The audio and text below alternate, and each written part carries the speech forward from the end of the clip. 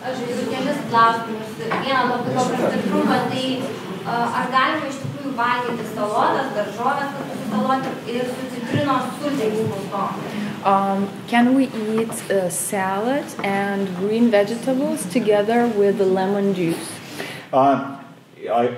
Can you eat lemon with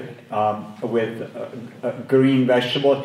Žinoma, galima ir, kaip sakant, biskį uždėda, nėra taip ir tas citrina, bet, žinai, kaip šitokie dalykai, tai sumažina tą tavo žalio chlorofil stiprumą, bet iš tikrųjų pradžioj, jeigu padaro tau skaniau, uždėk biskį obuolius ar biskį braškiai, nereikia tai baisiai užsirūpinti, bilia valgai gyvą žalią maistą, bet paskui ateina tavo skonis pasikeičia ir tu taip nenori. Aš, pavyzdžiui, šitą pusrytį vėl pasiėmiau 3 pomidorus apie 5 valandą iš ryto ir aš nieko daugiau nevalgiau. Suvalgiau tuos 3 pomidorus ir esu patenkintas. Biskį arbatos čia dabar išgėriau, biskį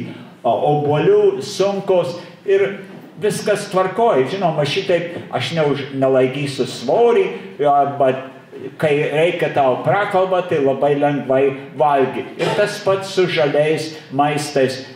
Man patinka paprasčiausias, tai jau daugiau nieko nededu.